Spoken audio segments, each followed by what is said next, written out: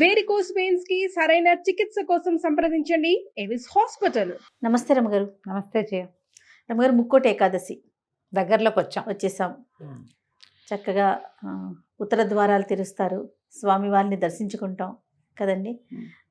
తిరుమల తిరుపతి అయితే కిక్కిరిసిపోతుందంట రమ్మగారు. అవును, 10వ తారీఖు దగ్గర నుంచి 19వ తారీఖు వరకు అసలు హోటల్స్ దొరకకపోవటం చాలా ఇబ్బంది పడతాం. కానీ ఎలా అనిపిస్తుంది ఆ రోజు వెళ్ళాలి.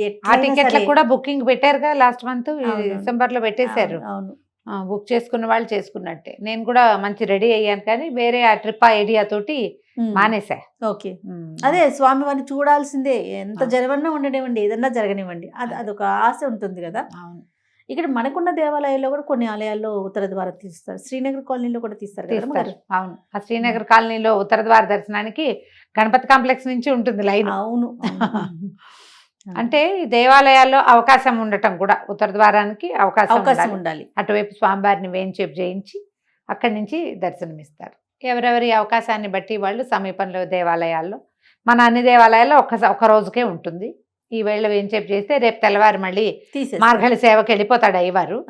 తిరుపతిలో మాత్రం 10 రోజుల పాటు. ఎందుకంటాం గారు, భక్తుల కోసం అంటారా? మన సౌకర్యార్థమే. అటువైపు నుంచి దర్శనం అరేంజ్ చేస్తారు. మన అవకాశమే, అంతకంటే ఏముంది, మనమే కదా, మన కోసమే భగవంతుడు ఆయన ఎందుకు వచ్చాడు భూమి మీదకి, అంతే, మానవ మాత్రల కోసమే వచ్చాడు. కాబట్టి అక్కడ అవకాశం మరి ఇది వరకు ఉందో లేదో జ్ఞాపకం లేదు నాకు. ఇటీవల కాలంలో అలా మేము ఒక సంవత్సరం భద్రాచలం వెళ్ళాం ముక్కోటికి. ఎన్నేళ్ల క్రితమో మా పెద్ద బావ ఉన్నారు, 1991లో 90లోనో ఏమో, ఏనాడో. తర్వాత ఎప్పుడు నేను ఏ క్షేత్రానికి వెళ్ళే సాహసం చేయలే, కొంచెం తక్కువే. ముక్కోటి ఏకాదశి మామూలుగా మనకి ఏకాదశులు అన్నీ విశేషమైనవి. అవును, ప్రతి ఏకాదశికి దానికి ఒక ప్రత్యేకమైన పేరుంది, ఆ ప్రత్యేకమైన విశేషము. నెలలో ఆ రోజున తప్పకుండా ఉపవాసం చేయటము, తర్వాత ఏదన్నా దానం చేసుకోవటము, జాగరణ చేయటము, ద్వాదశి నాడు పారణ చేయటము విధానంగా చేసుకుంటాం. ఏకాదశి రోజు దానం కూడా ఉంటుందా రమ్మగారు? చేసుకోవచ్చు అమ్మా, మంచిది. మంచిది దానం చేసుకుంటే, అవకాశాన్ని బట్టి. అంతే. లేదా ఏకాదశి నాడు ఉపవాసం ఉంటే ద్వాదశి నాడు పొద్దున్నే భోజనం చేసి అప్పుడే ఏ బ్రాహ్మణుడికో లేదా సాటి వాళ్ళు ఎవరికైనా బట్టలు తాంబూలము దక్షిణ ఇస్తే మంచిది, విశేషమైన క్రియ. ఈ ప్రత్యేకంగా మన తొలేకాదశి ఎంత విశేషంగా చేస్తామో, అక్కడి నుంచి ఉత్థాన ఏకాదశి ఎంత విశేషంగా చెప్పుకుంటామో, వాటికంటే ఇంకా అమోఘమైనది ముక్కోటి ఏకాదశి. వాటికంటే కూడా ఈ ముక్కోటి ఏకాదశి నాడు ముక్కోటి దేవతలు వాళ్ళ ముక్కోటి దేవతల్ని దర్శించిన ఫలితం లభిస్తుందని, ముక్కోటి దేవతలు స్వామివారిని దర్శించడానికి వస్తారని, వాళ్ళ దేవతలకి కూడా ఈ సమయంలో దర్శిస్తే అమోఘమైన ఫలితం కలుగుతుందని, మానవులు మనకెంత అమోఘమైనది లభిస్తుంది. దేవతలే అలా అనుకుంటే భావిస్తే మనము అదే మనది ఇంకా కదా. అంతే. అయితే వైకుంఠ ద్వారాలు తెరవబడతాయని చెప్తారు. మామూలుగా వైకుంఠమట మనకి పురాణాల్లో ఎక్కడుందో తెలీదు. రాక్షసులు హరి కోసం వెతికారనే కథలు చదువుతాం మనం. హిరణ్యాక్ష హిరణ్యకశిపులు కానీ చాలా మంది హరి ఎక్కడున్నాడో తెలీదు. వాళ్ళు దేవతల్ని పట్టుకుంటారు, బ్రహ్మలోకానికి వెళ్ళిపోతారు, బ్రహ్మదేవుడి కోసం తపస్సు చేసి ఆయన్ని చూడగలుగుతారు.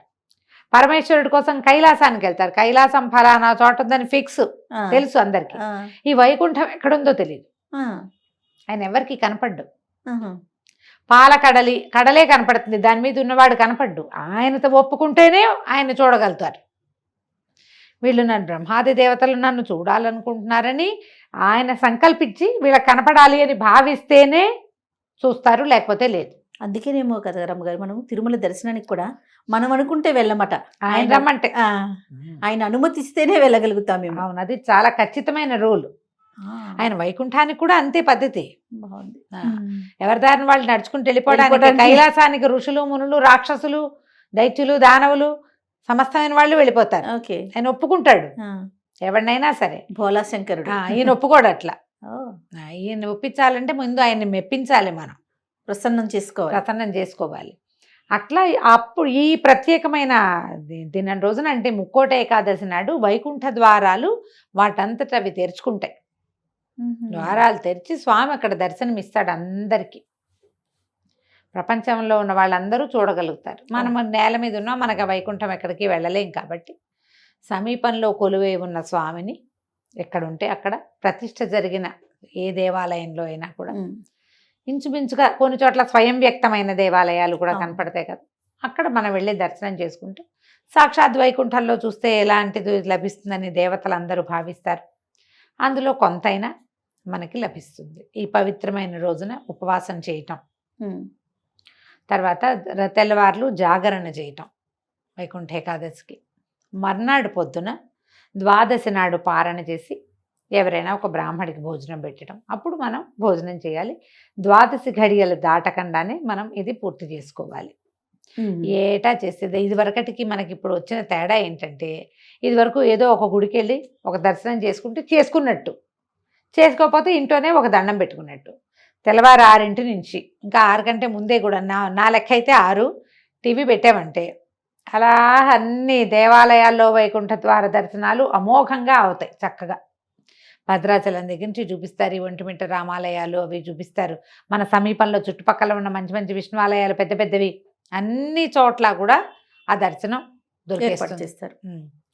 ఈ సోషల్ మీడియా వచ్చాక మనకు వచ్చిన అద్భుతమైన వెసులుబాటు ఏంటంటే, ఏ దేవాలయంలోనూ మనం అంత స్పష్టమైన దర్శనం చేసుకోలేకపోతాం. అవును. ఇట్లా చూసి వచ్చేస్తాం. అట్లా చూసి శంఖం చక్రం కన్ను పెదివి ఏం చూస్తాం, ఏ విగ్రహాలకి ఏమీ చూడలేం. కానీ కెమెరా రావటం వల్ల ఇదన్నిటిని క్యాప్చర్ చేస్తుంది చక్కగా, క్లియర్ గా క్లారిటీతో చూడగలుగుతాం. క్లారిటీ తోటి. అయ్యవారి కిరీటంలో ఎన్నెన్ని వజ్రాలు, ఎన్నెన్ని కెంపులు, ఎన్నెన్ని వైఢూర్యాలు ఉన్నాయో, ఆయన ఇటు నవ్వేడా ఏ బుగ్గ పైకి లేచి నవ్వు మొహం కనపడుతోందో, హారతి ఇచ్చేసరికి నేత్రాలు పైకి కిందకి అవుతున్నాయి. అన్ని ఎన్ని చోట్ల చూస్తున్నాం, అబ్బో. నిజంగా గౌరు, నిజంగా చాలా బాగా చెప్పారు. చాలా దేవాలయాల్లో మనకు అసలు మనం అలంకారమే చూస్తాం. ఇప్పుడు అక్కడికి వెళ్తామా, మైసూరు చాముండి, ఆ, అసలు చాముండి అమ్మవారు అది ఏమిటో తెలీదు, అవును. ఊరికే అలా చూసి వస్తాం. చిట్టి ప్రతిమ అమ్మవారి బుజ్జి చేసి ఇంతే ఉంటుంది. అలంకారం ఎంత ఉంటుంది, కన్ను పొడుచుకున్న అదేమిటో తెలియదమ్మా. అవును, అక్కడ 5 నిమిషాలు 10 నిమిషాలు నుంచుంటే ఏదో ఒక రేఖా మాత్రంగా స్వరూపం కనిపిస్తుంది. కనపడుతుంది. మన కెమెరా వచ్చాక ఆ చిట్టి జేజి ఆవిడ కళ్ళు, ముక్కు, మూతి, పెదవులు, నవ్వు, అన్నీ చక్కగా చక్కగా పువ్వు, కాయ ఏమేం పెట్టారో అవన్నీ. పద్మావతి దేవిని అమ్మవారిని ఎన్నిసార్లు వెళ్ళి ఉంటాను జయ నేను. అవును. అలవేలు మంగాపురం తిరుపతిలో ఉన్నప్పుడు వారానికి 3 సార్లు కూడా వెళ్ళిపోతుండేదాన్ని. ఆ, కానీ ఎప్పుడు అవన్నీ అత్యంత స్పష్టమైన దర్శనాలు ఇప్పుడు మనకి కుదురుతున్నాయి కెమెరా వెళ్ళటం వల్ల. అసలు చక్కగా చిన్న సొట్టలున్న విగ్రహం, స్వరూపము, నేత్రాలు, మధ్యలో ఈ అభిషేకం చేస్తారు. అభిషేకం చేసినప్పుడు ఇట్లా నేత్రాల స్వరూపం కనపడుతుంది. మామూలుగా అంత స్పష్టమైన ముఖ కవళికలుగా మనకు తోచవు, కానీ ఈ పసుపు నీరు గంధం నీరు పడేసరికి స్పష్టత రేఖలు కనపడుతూ ఉంటాయి క్లియర్గా.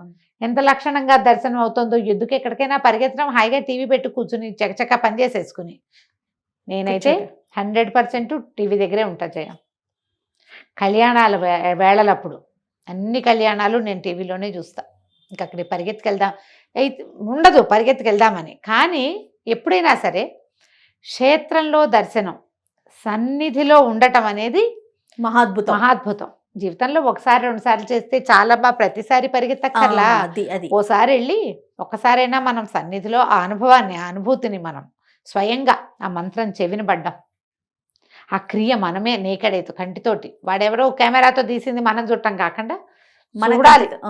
మన ప్రెజెన్స్, మన ఆత్మ అక్కడ ఏమవుతుంది, అది మన ఆరా పుల్ అవుతుంది మంది. మన ఆత్మ పరమాత్మకి దగ్గర అవుతుంది. అవును, ఇది మంచిదే. కానీ మనకున్న అవకాశాన్ని వాడుకోండి. ముక్కోట ఏకాదశి అత్యద్భుతమైన ఏకాదశి. ఒకవేళ ఇన్ని ఏకాదశుల్లో ఈ నెలకు వచ్చేటువంటి 2, 2, 12, 2, 24 ఏకాదశుల్లో మీరు ఏ ఏకాదశి నాడు ఉపవాసం ఉండకపోయినా, మీకు కుదరకపోయినా, ముక్కోటి ఏకాదశి నాడు ఉపవసించండి. కనీసం అన్నం మానేయండి. ఇంకేదైనా భిన్నం తినండి. మాత్రలు వేసుకుంటారు, మందులు వేసుకుంటారు, పని చేసుకుంటారు, అలసిపోతారు, కాబట్టి ఆకలికి ఉండలేరు. చిన్నపిల్లలు ఉన్నారు, మీకు పెద్ద వయసు ఉంది. ఏ కారణమై ఉన్నా కూడా ఏదైనా ఒక భిన్నమైంది తినండి. ముక్కోటి ఏకాదశి నాడు సాధ్యమైనంత తక్కువ మాట్లాడండి. వీలైనన్ని సార్లు హరినామస్మరణ చేసుకోండి. ఏదో టీవీలో అది మోగుతుంటే కనీసం ఓసారైనా కన్ను దాని మీదకి వెళ్తుంది. ఏదో గోవిందనామాలు కానీ ఏమైనా అట్టి పెట్టుకోండి, అవి వింటూ ఉంటాం. భగవన్నామస్మరణ చేయటము అత్యద్భుతమైన ఫలితాన్ని ఇస్తుంది. నువ్వు చూసినా చూడకపోయినా, గుళ్ళోకి వెళ్ళినా వెళ్ళకపోయినా, ఉపవాసం చేసినా చేయకపోయినా నామస్మరణే భగవన్నామస్మరణే అత్యద్భుతమైన ఫలితాన్ని ఇస్తుంది ఈ కలికాలం. ఈ కాలంలో. వీలైనంత నామస్మరణ చేసుకోండి. అవకాశం లభిస్తే ఏదైనా ఒక దేవాలయానికి వెళ్ళి దర్శనం చేసుకుని రండి. ఏకాదశి ఎలా వచ్చింది ఎట్లా అనేది మనం ప్రతిసారి చెప్తూనే ఉన్నాం. అందుకని ముక్కోటి ఏకాదశి ప్రాశస్త్యము ఇంకా అలా కాకుండా కనీసం ఇట్లా చేయండి. పర్వదినాలలో సాధ్యమైనంత తక్కువ మాట్లాడి ఎక్కువ భగవన్నామస్మరణ చేసే అవకాశాన్ని తీసుకోండి. ఈ 10వ తారీఖు మొత్తం ఉపవాసం ఉంటే 11వ తారీఖు ఉదయం 12 గడియలు దాటకుండా భోజనం చేయండి. ఎవరైనా కుదిరితే కనుక ఎవరికైనా భోజనం పెట్టండి. ఒకవేళ అలా మన ఇంట్లో భోజనం పెట్టే అవకాశం కుదరకపోతే ఏ దేవాలయంలోనో అన్నదాన ఇవి జరిగిన చోట ఎక్కడో చోట అన్నదానం జరిగే చోట కొంత అమౌంట్ని అక్కడ పంపించండి. అన్ని చోట్ల అన్నదానం జరుగుతుంది. మీ పేరున జరిగినట్టే మన ప్రయత్నంతో జరుగుతుంది కాబట్టి అట్లా ఏదైనా చేసుకోవచ్చు. ద్వాదశి నాడు మీరు ఇది ఇవ్వచ్చు, మన మోయిని ఇవ్వచ్చు. ఎలా మన స్వయం పాకం ఇస్తాం, ఎవరికైనా స్వయం పాకం ఇవ్వచ్చు, వస్త్రాలు ఇవ్వచ్చు, పళ్ళు ఇవ్వచ్చు, ధాన్యం ఇవ్వచ్చు. పైగా ఇది మనకి ఈ కాలం కాబట్టి, ధనుర్మాస కాలం కాబట్టి ఈ కాలంలో మీరు విశేషంగా ఏది ఇచ్చినా ఫలితం లభిస్తుంది. తర్వాత సాధారణంగా అందరికీ ఏమని ఉంటుందంటే ఒక ప్రశ్న ఉంటుంది. దేవాలయానికి వెళ్ళాం, అక్కడ ప్రసాదం పెడతారు, తీసుకోవచ్చా తీసుకోకూడదా? ఉపవాసం కదా, ప్రసాదం ఏముంటుంది సాధారణంగా? వెండి పొంగలి, చక్కెర పొంగలి, పులిహోర, దద్దోజనం ఉంటాయి. దేవాలయ ప్రాంగణంలో తింటే తప్పు లేదు. అది అన్న రూపంలో అన్నంతో చేసిన ఏ ప్రసాదమైనా కూడా తప్పులేదు. దేవాలయంలో అక్కడ మీరు వెళ్ళిన గుళ్ళో ఏది ప్రసాదం అని చేతిలో పెడతారో కళ్ళకద్దుకుని నోట్లో వేసుకోండి. సాన్నిధ్యంలో ఉన్నప్పుడు తప్పు లేదు. అది ప్రసాదమే, అది అన్నంగా భావించద్దు. స్వామివారి ప్రసాదం వారికి నివేదింపబడింది. సూక్ష్మాంశంలో స్వామి గ్రహించింది. అది పవిత్రమైపోయినట్టే. దానికి బియ్యపు భావన అవి ఏముండవు. ఇంకా ఆలోచించకుండా ప్రసాదం తీసుకోండి. మీరు ఇంటికి తెచ్చి కవర్లో ఇది తింటే మాత్రం తప్పు. అది చెయ్యొద్దు. సన్నిధిలో తీసుకోవచ్చు. చేతులు మారితే దాని రూపం మారిపోతుంది.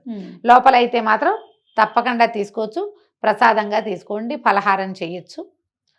చక్కగా ఈ ముక్కోటి ఏకాదశిని సుసంపన్నం చేసుకోండి. ఏడాదికి ఒక్కసారే వస్తుంది. తప్పకుండా రమ్మగారు, ఎక్కడ కుదిరితే అక్కడ దేవాలయ దర్శనం చేసుకోండి. అయితే రమ్మగారు, అన్నం మాత్రం తీసుకోవద్దు, ఇంకా తప్పకపోతే భిన్నంగా ఏదైనా తినండి అని చెప్తా ఉన్నారు. దీనికి ఏమైనా ప్రత్యేకమైన కారణం ఉందా? మురాసురుడిని సంహరించడానికే ఏకాదశి శక్తి బయటకు వచ్చింది స్వామివారిలోంచి. ఆ మురాసురుడు బియ్యంలో దాక్కున్నాడని చెప్తారు. అందుకని ఏకాదశి నాడు ఈ బియ్యం తినకూడదు అని. అందుకే ఈ కథ అంటే మనకి పురాణోక్తమైన కథ అయితే ఇదే.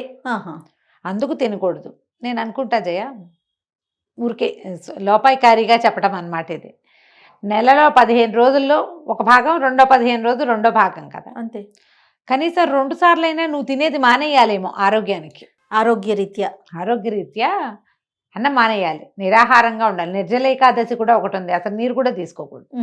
సాధ్యమైనంత లిక్విడ్ డైట్ మీద ఉంటే హెల్త్కి మంచిది. అవును. మానవులు ఆరోగ్యంగా ఉండడానికి ఇది ఒక విధానం. ఒకటి ఏకాదశి, రెండోది పౌర్ణమి, అమావాస్యల్లో కూడా ఇదివరకు భోంచేసేవాళ్ళు కాదు. నెలలో 4 ఉపవాసాలు ఉండేవాళ్ళు. నెలకి 4 ఉపవాసాలు ఉండటం మంచిది ఆరోగ్యానికి.